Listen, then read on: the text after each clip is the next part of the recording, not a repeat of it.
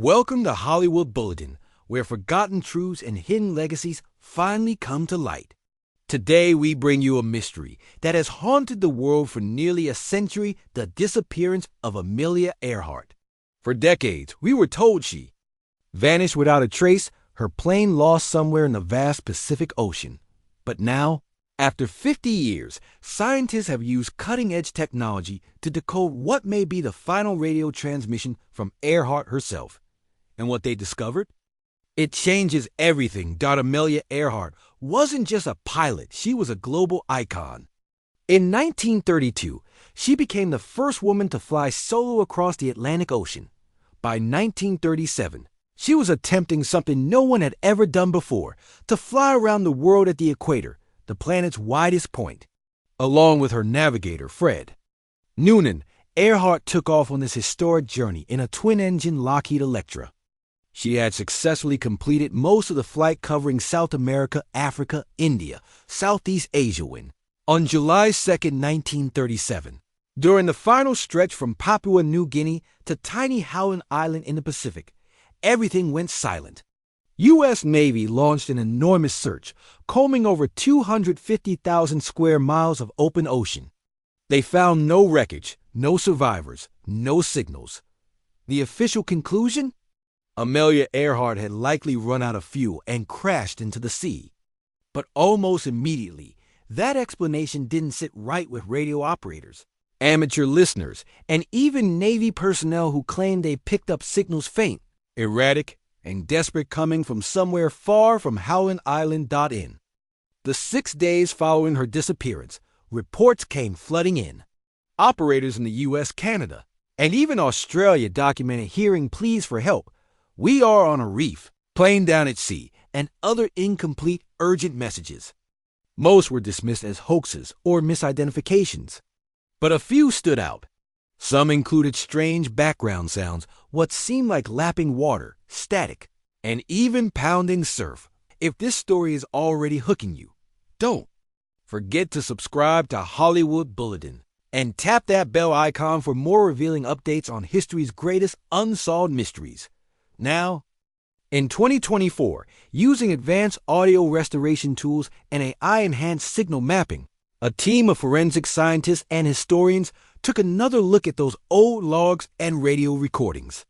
They ran the data through high-frequency propagation models, factoring in the positions of radio stations, atmospheric conditions, and even solar activity at the time. The results were shocking. Every credible signal traced back not to the ocean floor, but to a small, uninhabited island known as Nikumaroro, part of the Phoenix Islands in present-day Kiribati. Nikumaroro has long been part of the Earhart lore. Some researchers have argued that Earhart and Noonan may have landed on the island's coral reef and survived for some time. In the early 2000s, bones were found there, bones originally dismissed by colonial officials in the 1940s as male. But recent analysis using modern forensic techniques indicated the remains were consistent with a female of Amelia's height and ancestry. So why wasn't this theory accepted sooner? That's where the story gets murky.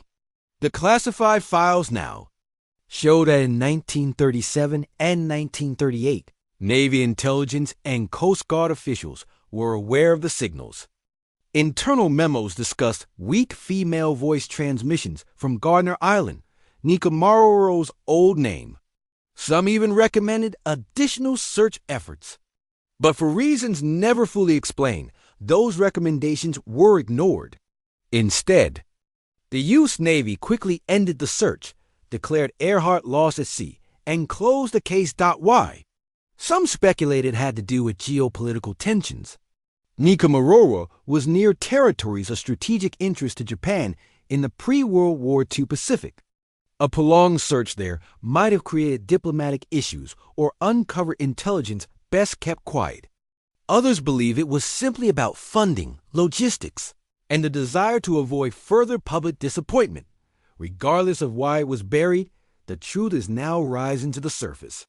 The newly decoded radio signals provide the strongest evidence, yet that Earhart didn't crash and sink immediately, as the government long claimed.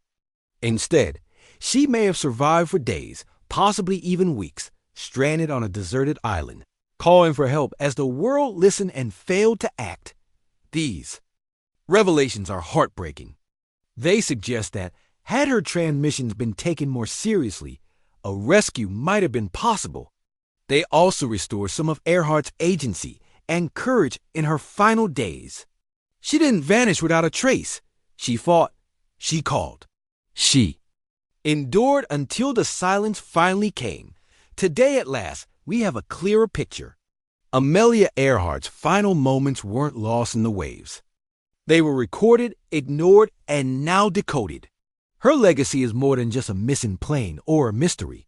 It's a story of strength, resilience, and a voice that refused to be silenced, even in the face of oblivion. Thank you for watching Hollywood Bulletin. If this story moved you, don't forget to like, comment, and subscribe, and tap the bell icon so you never miss the truth behind the myths.